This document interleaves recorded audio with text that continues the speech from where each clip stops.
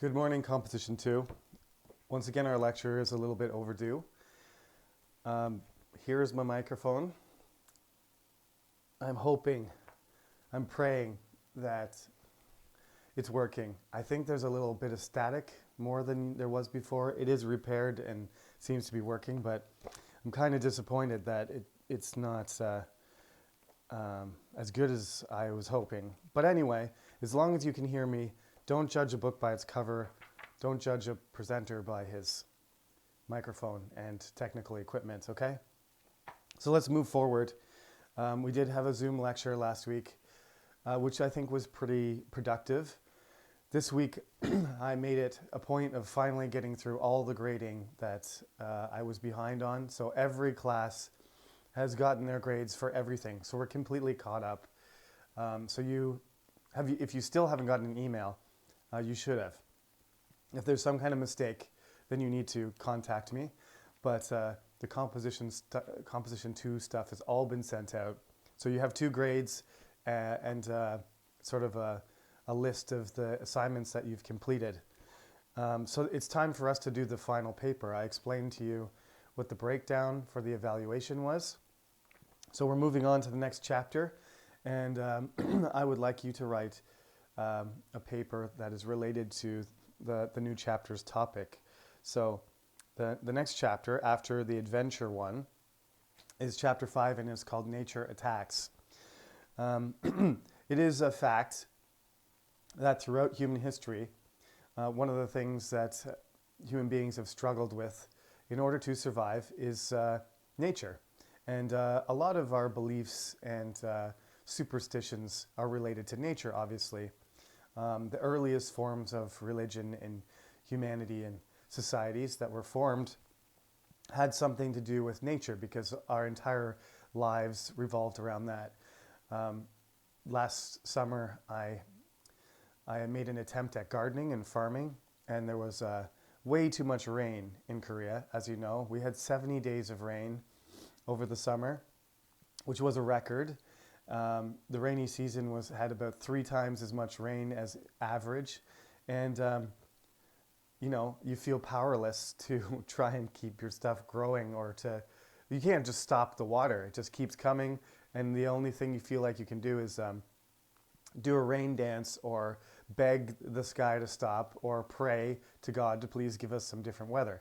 And so everything seems out of your control.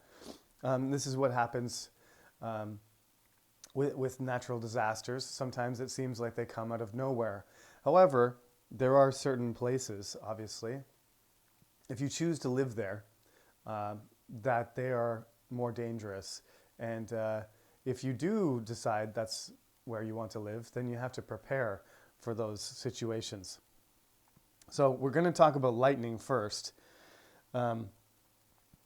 This may seem like a silly question, but do more men than women die from lightning?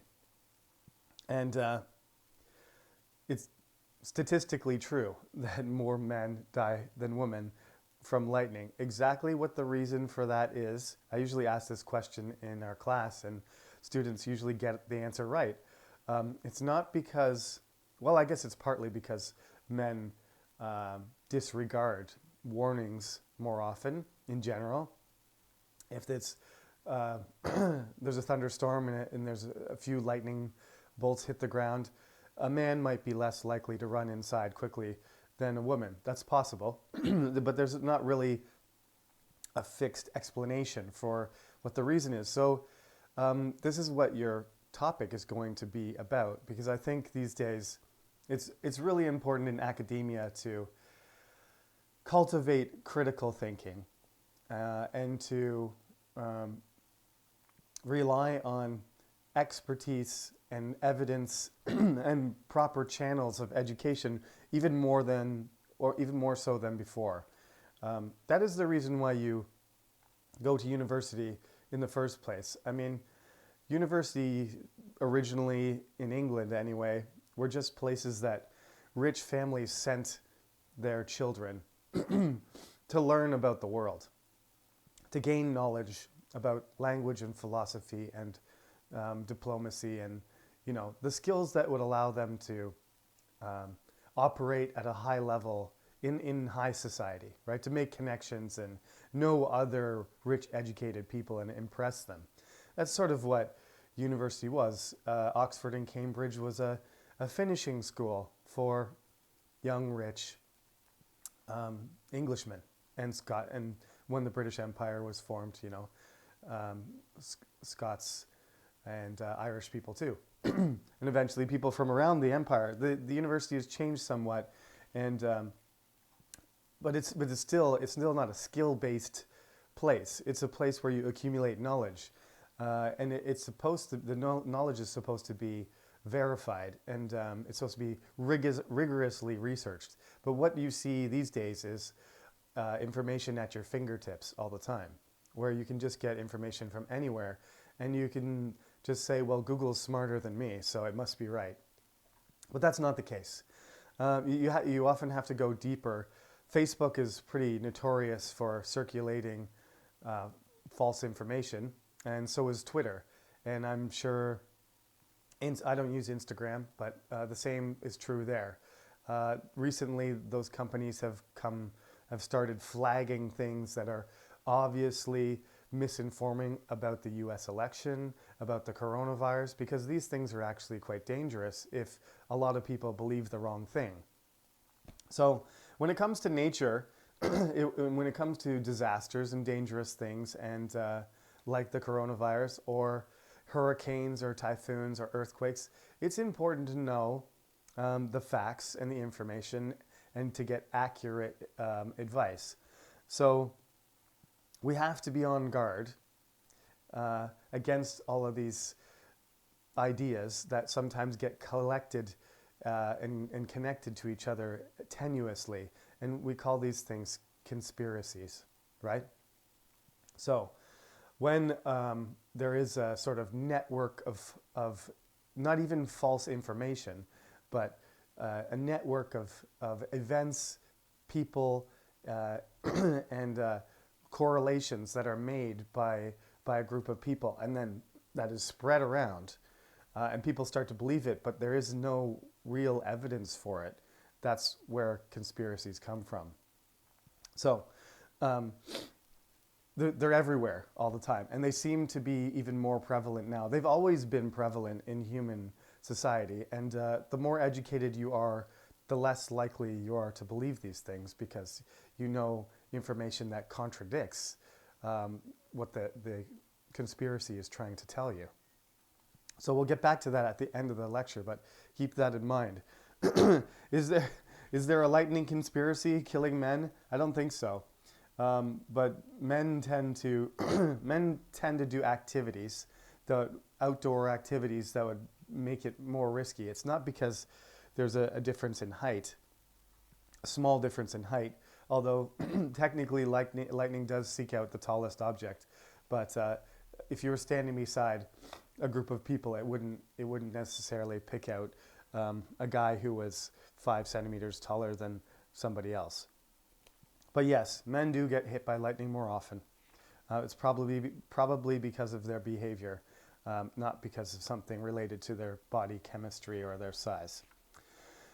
Is it a good idea to go under a tall tree when there's lightning? My mother always said no. That apparently is correct. You'd be better off crouching, not laying down, with some rubber boots on, ideally. Have some rubber boots on and then crouch, bend your knees, and get low to the ground, even in a field.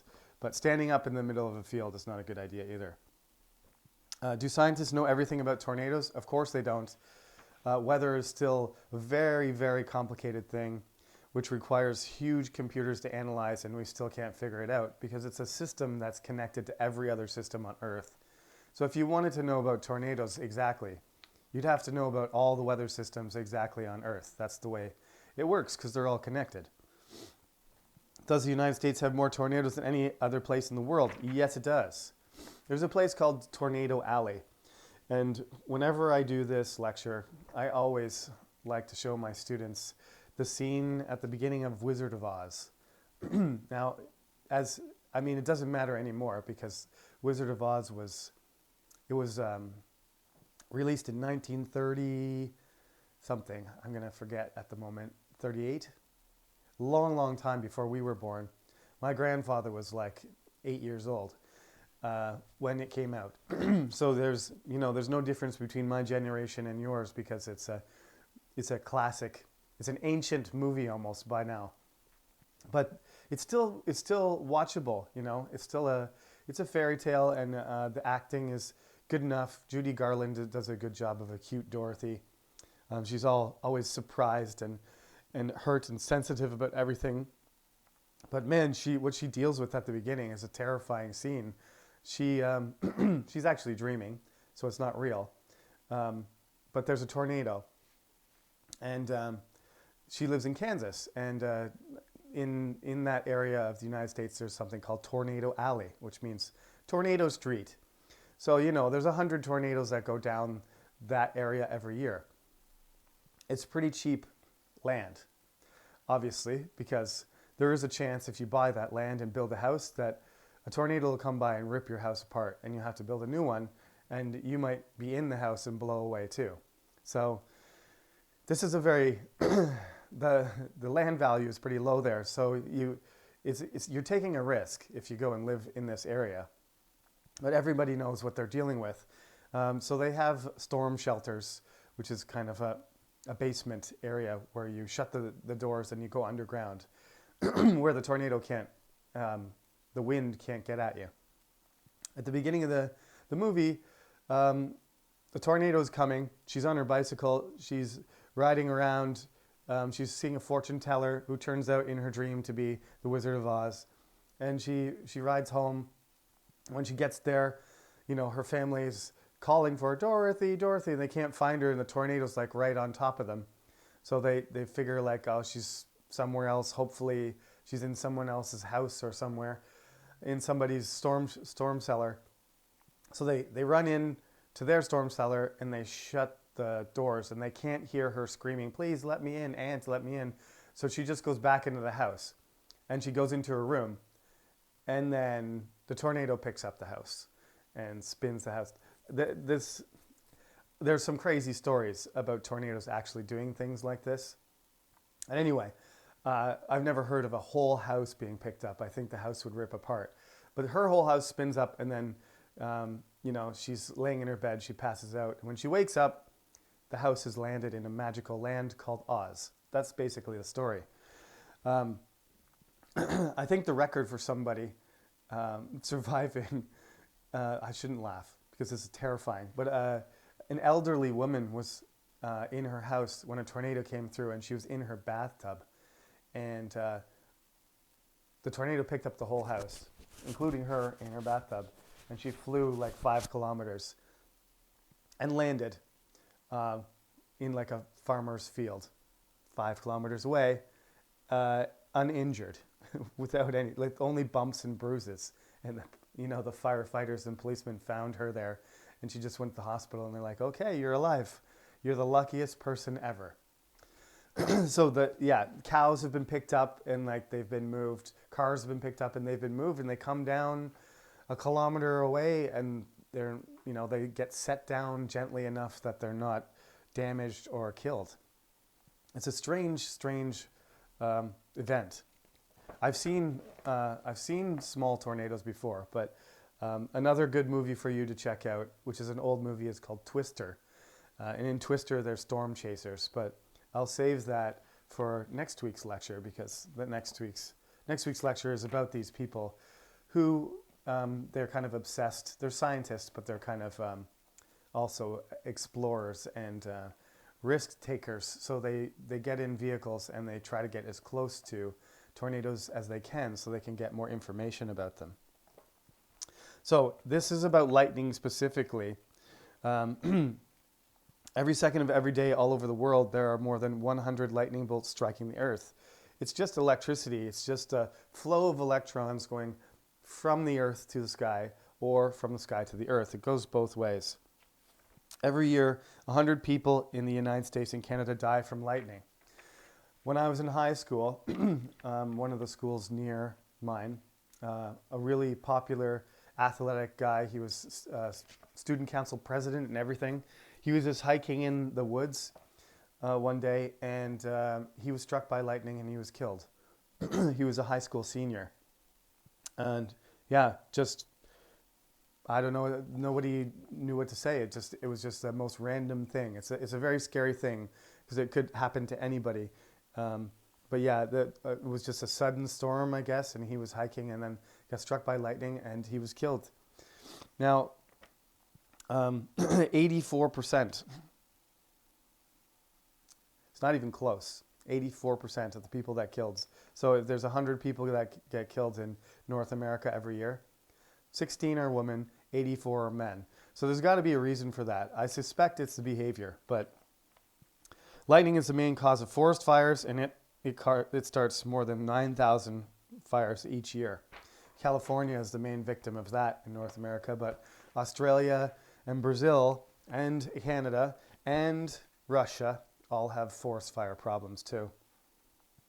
Right. So, conspiracy theories. There is all kinds of information here. As I've told you repeatedly, don't just, this is, I think, an easier topic in a way, because what I want you to do is tell me the information about a conspiracy. So you have to find one, right? And then you have to debunk that conspiracy, right? You have to find information that proves that it's not, disproves the conspiracy, okay? I hope everyone understands what I'm saying.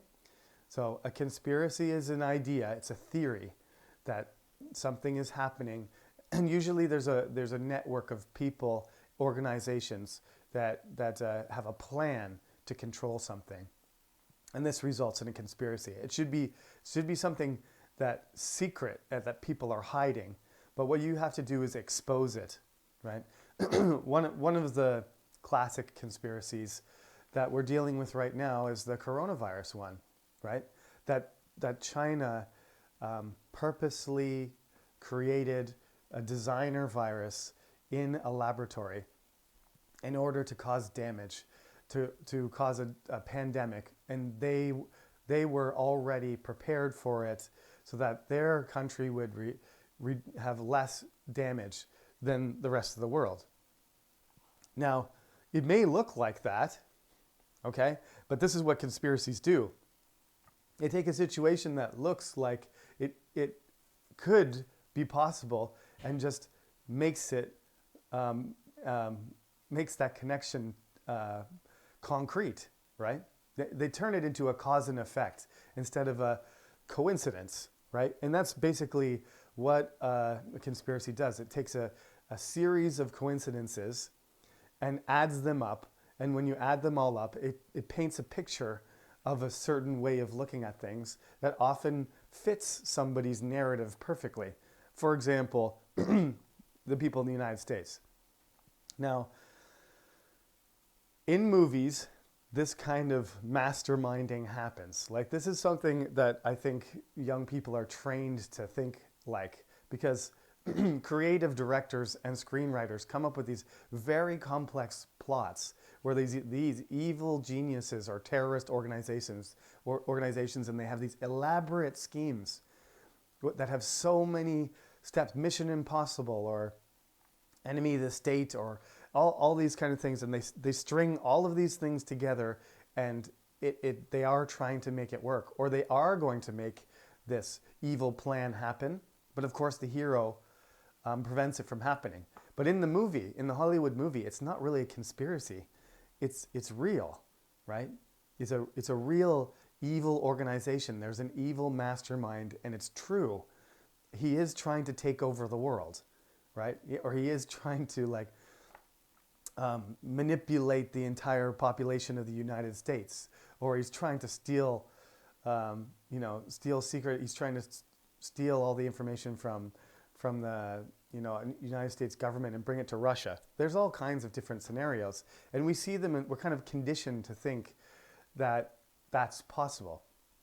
And indeed, it is possible, but it's not an ongoing thing. If you just look at the amount of information and complexity of managing a country day to day, they don't have time to make all these elaborate secret plans. And not all of them are geniuses. Quite frankly, most of the presidents are not the smartest people in the country. They're the most popular people. They're the people that have the most money. They have the most connections. They're not evil geniuses. George Bush didn't train Osama bin Laden to create Al Qaeda and bankroll airplanes to fly into, the Twin Towers and knock down the World Trade Center so that he could invade Iraq. That is something that you can only imagine if you're looking back in time as a godlike figure, thinking that George Bush was more intelligent than Napoleon and Julius Caesar put together. And that's not the case, right?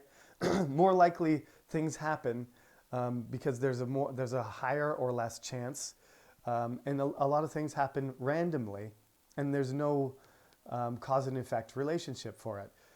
So this is what I want you to do. I want you to find a conspiracy like that. The coronavirus, there was a whole bunch of conspiracies about that.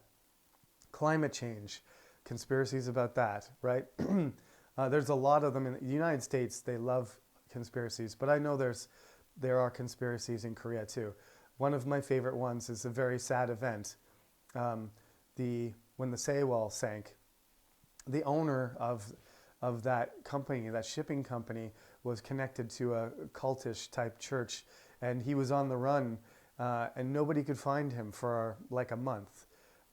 They had all the police, Park Geun-hye said, all the police in Korea trying to find this guy, one guy who was rich and famous. How could you not find him? I didn't get it. But somehow he was hidden, and then all of a sudden they said, "Oh, we found him. He's dead." He was sitting under a tree with a bottle of whiskey and his memoirs, and he died 2 weeks ago. So we don't know who killed him. Maybe he committed suicide. We don't know. But they found the body and they didn't identify it properly. Nothing made sense. There's lots of conspiracies about that. Did he kill himself? Did Park Geun-hye kill him? Did the police kill him? Did somebody else who was connected to him, who had done something illegal, have him killed? Right? There's tons of these things. The rumors go crazy. The conspiracies, people connect all these events and these groups and their motivations, and they create conspiracies. So you have to describe the conspiracy, and then you have to debunk it. You have to take it apart and say, these are the problems with it. Find some information, analyze it yourself, and say why. It's not cause and effect. These things are coincidental, and this doesn't make sense, right? Analyze it, be critical, just like the critical thinking section and the discussions sections on each chapter, all right? So if you have trouble misunderstanding what I'm saying, then I would like you to send me an email. But we will have a Zoom lecture, not next week, but I believe the following week, which is week 13. This is 11, 12, 13. So I'll make this paper due on week 14. That way you can work out your idea and have lots of time to decide what you're going to do. And in the Zoom lecture, when we're working on review and talking about the exam, we can also talk about the paper if you're concerned about whether you understand how to do the assignment or not. So one last thing about the article in the book. Please read the whole thing because it's mostly scientific, but right at the end there's a little anecdote. They say lightning never hits the same place twice. Actually, what we say is lightning never strikes twice. That's the expression. But this is not true, of course. The Empire State Building gets hit like 25 times every year. So does the CN Tower. If you have a really tall building, it gets hit all the time. That's why Benjamin Franklin's lightning rod is so useful, so that everybody in a building doesn't get fried, because otherwise the electricity would be doing damage and not going into the ground. One man, Roy Sullivan.